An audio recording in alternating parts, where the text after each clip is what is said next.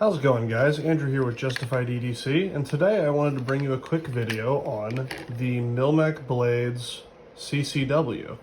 Now, this is one of the custom ones, and this is an older one as well. He has these in production now. I believe Dauntless Manufacturing makes them. But this is one of his older ones. This is the handmade custom.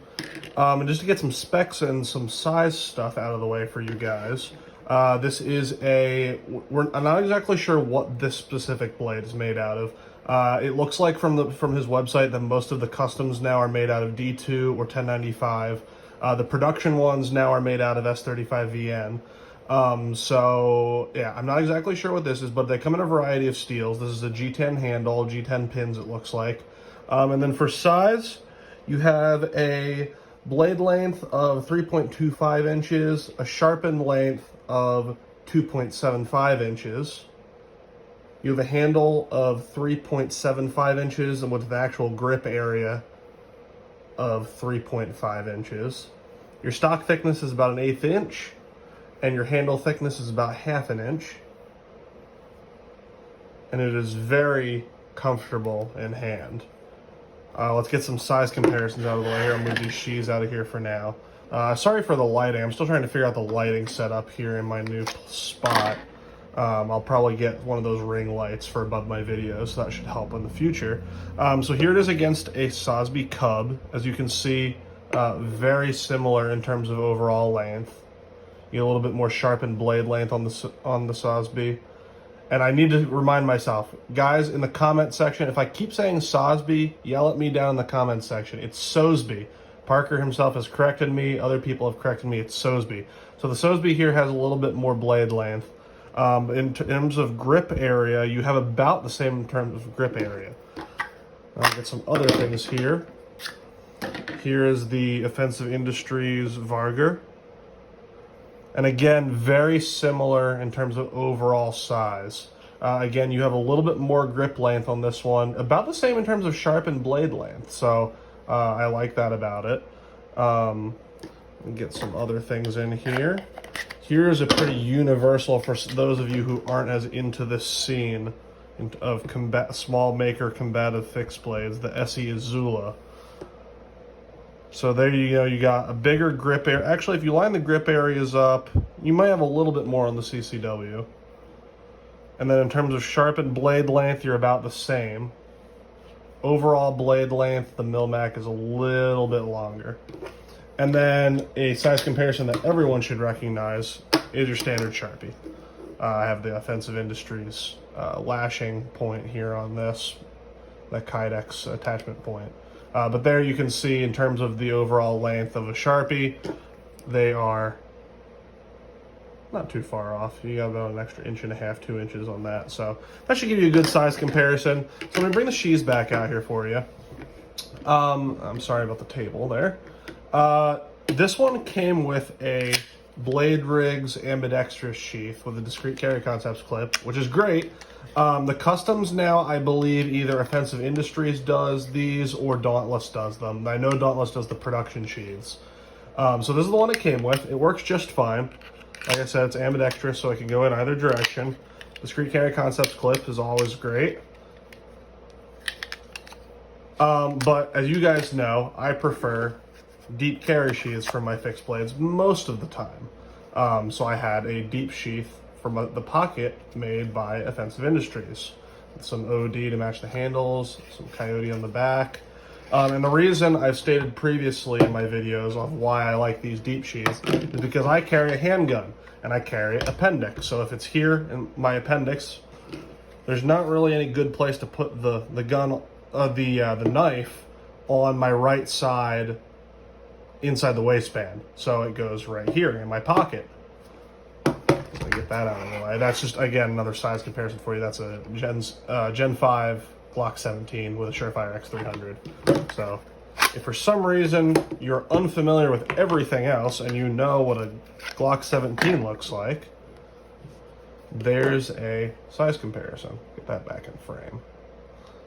There's a decent size comparison there. So, get the gun out of the way. I'm going to sheath back on here. So most of the time I carry this in the deep sheath from Offensive Industries. The only time I ever use this sheath is I'll bring something else on here. This is a Trex Arms. This is their active shooter bag. And where this lives most of the time when I'm not carrying it is in the regular blade rig sheath and then tucked back in here. So as this is sitting on your body, you have access to that blade. I'm going to show you if I turn this around. So if this was sitting on my body like this, I can easily reach down and grab the pommel of that knife and pull it out. So I'll get that out of the way here. And for the rest of the time, we're just going to be talking about this because this is how I carry it most of the time. But in other applications, if you get the standard ambidextrous sheath, that'll serve you just fine. If you want to carry it inside the waistband, you want to put it on a chest rig, you want to put it on plate carrier, anything like that, that'll work just fine. But for pocket carry, Offensive Industries sheaths are the way to go. I think he does sometimes do drops with these deep sheaths from Josh. But overall, this is the sheath I like to carry it in. So in terms of grips, this isn't the most neutral of grips. You guys know I'm really a fan of those neutral grips where you can kind of grab the blade in any orientation. This one is not quite like that, but it's neutral enough. It's really designed for being drawn in that reverse grip edge out. You can see the flared pommel here lends itself very well to hooking with your finger, your index finger, and drawing out into that reverse grip. So as a point-oriented weapon, this works very well. Now, this is the straight back of this handle and how thin it is.